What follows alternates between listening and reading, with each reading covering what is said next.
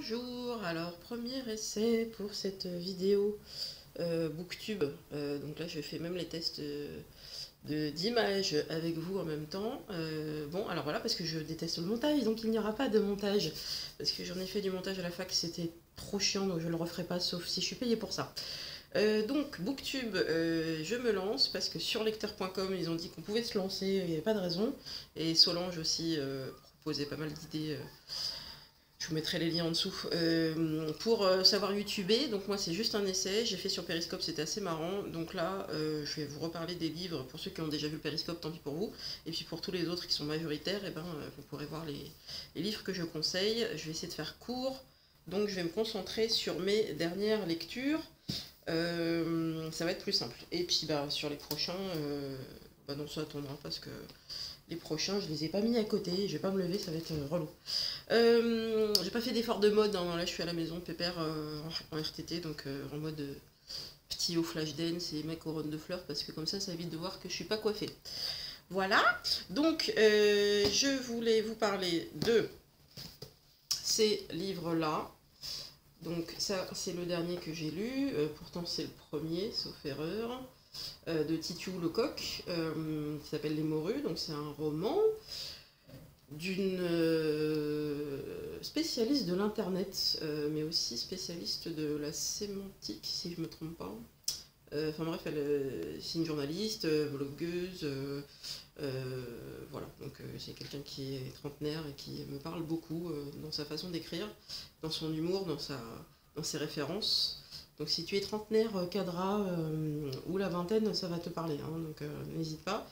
Donc Les Morues, que j'adorais, donc c'est un roman qui part sur un groupe de filles et un garçon dedans qui se nomment entre eux les Morues. Et chacun a des aventures et ça se croise et il y a du suspense. Et on se croirait dans une série à épisodes genre où il faut suivre, quoi. Bon, une série addictive, quoi, voilà. Donc ça fait un petit peu moins de 400 pages, ou pile 400. Ouais, pile 400, c'est ça. 404.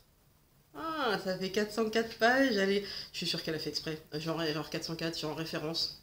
Ah, c'est possible, on lui posera la question parce que Titiou répond sur Twitter. N'hésitez pas, Titiou Lecoq. Donc, j'ai adoré ça, c'est top. Je vous inviterai à commencer peut-être par celui-là ou par un autre. La théorie de la tartine qu'elle a sorti, bah, c'était l'année dernière au Salon du Livre que je l'ai acheté moi. Et que j'ai pu avoir une belle petite dédicace sympa. Ma dédicace que je vous la montre parce que j'ai pas 40 000 livres dédicacés. Voilà, donc voilà, ça m'a fait très plaisir. Donc voilà, la théorie de la tartine, pareil, c'est des personnages très modernes et là aussi il y a beaucoup de suspense. C'est des choses qui pourraient nous arriver à tous. En tout cas, pour ceux qui utilisent un peu Internet, et ben ça va vous toucher aussi. Donc ça fait un peu plus, c'est 441 pages à peu près. Et alors celui que j'ai vraiment le plus aimé des trois, c'est celui-là, donc Chronique de la débrouille, où là, c'est plutôt le côté, bah, comme son nom l'indique, même si ça n'a pas toujours été ce titre-là, avant ça s'appelait Sans télé, on ressent davantage le froid. Et ben je préfère quand même le titre Chronique de la débrouille, parce que y a vraiment le côté si tu galères, si tu trouves pas de boulot, si tu sors d'une rupture ou tu as une vie amoureuse chaotique ou même si elle est heureuse, ta vie amoureuse, peut-être que tout n'est pas parfait autour, parce qu'il n'y a que dans les films hein, que c'est parfait, et ben ça va te parler. Et oui, c'est ça, sémiologie, oui, c'est ça que j'avais dit tout à l'heure. Non, j'avais dit sémantique. Bon, bref. Donc le côté si tu as galéré, et ben ça va te parler parce que il y a tout ce côté-là de cette fille qui essaye de s'en sortir et qui essaye de faire au mieux sans avoir de piston particulier. Et, alors par contre, si tu bénéficies de pistons, si tu es un enfant de bourgeois qui n'a jamais eu à se battre dans la vie, et ben ça va pas te toucher. Et d'ailleurs, je vois pas pourquoi tu regarderais ma vidéo parce qu'on va pas se comprendre. Mais bienvenue aux fils de bourgeois qui s'intéressent au prolo comme nous, n'est-ce pas? Donc les trois sont top, je vous les conseille vraiment. Alors celui-là est en livre de poche, celui-là aussi, et celui-là je pense que ça va pas tarder vu qu'il est sorti il y a un peu plus d'un an. Voilà, mais après, si vous voulez dépenser un peu plus vos sous, ça les vaut largement. Là, celui-là, il était à 22 euros. Un bon investissement. Ensuite, donc en fait, c'est un peu mes auteurs préférés là, que je vous montre. Et celui-là, donc, que j'aime d'amour. Donc Nicolas Delesalle, alias Colia Delesalle sur Twitter. Donc c'est un journaliste de Télérama qui est reporter. Donc celui-là est sorti en premier il y a un an.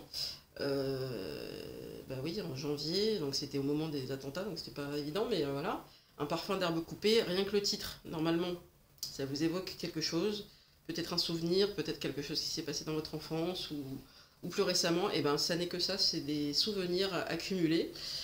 Des souvenirs peut-être un peu romancés, mais ça à la limite on s'en fout. C'est tellement bien écrit que on s'attache à ce que vit le personnage qui est en fait lui. Hein. Donc sa vie, son œuvre, comment il est devenu adolescent, comment il est devenu adulte, quels sont les moments qui l'ont marqué dans sa vie familiale et amoureuse et de papa. Enfin, voilà, c'est un très très très beau roman. Et le problème, il y a un problème, c'est qu'on tombe amoureux ou amoureuse de l'auteur. Donc une fois que vous êtes prévenu, bah, vous le savez. Hein, c'est impossible de ne pas tomber amoureux tellement il est trop touchant ce garçon. Donc voilà. Et puis donc il a fait la suite. Donc le mieux c'est de commencer par celui-là quand même, qui est maintenant en poche. Mais je trouve que le papier est quand même magnifique. Et puis ben, les éditions Prélude, je vous montre juste le petit logo qui est tout choupi. Et voilà, donc moi je trouve que c'est de très belles éditions avec voilà, une belle qualité. Donc prenez en poche si vous voulez, mais il faut commencer par celui-là, je recommande. Mais si vous voulez pas commencer par ça et que vous préférez commencer par celui-là, c'est pas incompatible, vous comprendrez quand même, mais du coup vous aurez envie de découvrir celui-là. Parce que les deux se parlent. Donc là, le bout du large, c'est toujours Colia qui a décidé de partir sur un cargo, donc comme on le voit sur la couverture. Le genre de cargo qui, on ne le sait pas assez, mais se retourne dans la mer régulièrement avec accidents, des morts, et on ne le sait pas assez, sauf quand il y a une marée noire ou quelque chose, mais il y a des émissions actuellement sur France 5 sur ce sujet-là. Ces cargos-là sont quand même assez problématiques, mais indispensables. Donc c'est intéressant qu'il ait choisi ce mode de transport-là, où il n'y a que des containers qui transportent de la bouffe, des produits, enfin de tout. Et c'est devenu indispensable à l'économie mondiale aujourd'hui, ça pose question. Mais c'est pas forcément le sujet du livre, même s'il est abordé à un moment donné, c'est juste le lieu qu'il a choisi pour pouvoir se déconnecter. Parce que sur un cargo, l'internet, tu oublies un petit peu, et du coup, pendant, je sais plus, 10-15 jours plus ou moins de traversée, il va pouvoir se concentrer sur les souvenirs qu'il a et pouvoir écrire ce livre. Où il va ouvrir des boîtes imaginaires dans son esprit avec des souvenirs et les sortir au fur et à mesure. Donc ça nous emmène à travers sa vie, ses rencontres professionnelles dans des pays comme... alors il part au Mali, il part en Afghanistan, sauf erreur. En gros, les pays où c'est un peu la merde. C'est si un pays en guerre ou un pays en grande difficulté où il faut pas y aller, où t'enverrais pas les gens de ta famille ou tes proches, et ben lui il y va. Pas forcément pour être reporter de guerre, mais il va se retrouver dans ces circonstances-là. Et parfois lui-même, quand il n'y a pas de guerre ou quoi, il a d'autres idées de reportage complètement incongrues, genre s'enfermer dans une grotte tout seul pour voir ce que ça fait. Il y a des gens qui sont passionnés par ça, la spéléologie.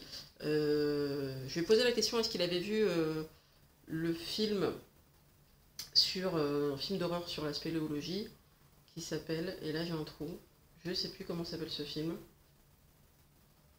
Je sais plus, je vous le remettrai, mais voilà, spéléologie pour moi c'est film d'horreur. Et puis c'est le noir, c'est tu n'entends que les gouttes des stalactites, donc non, c'est super flippant quand même, mais lui non, voilà, ça fait partie des histoires qui sont dedans, mais je vous raconte pas, il le raconte beaucoup mieux que moi. Donc je vous les conseille, et mon prochain livre, ça sera peut-être plutôt celui-là, et celui-là. Donc c'est les livres autour de l'Algérie, de Philippe Labro, des Feux mal éteints sur la guerre d'Algérie.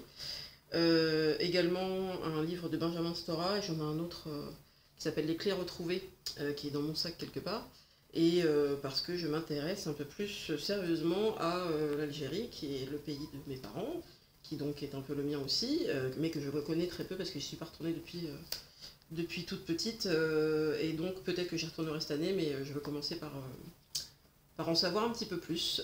Donc ça, c'est la partie émotion.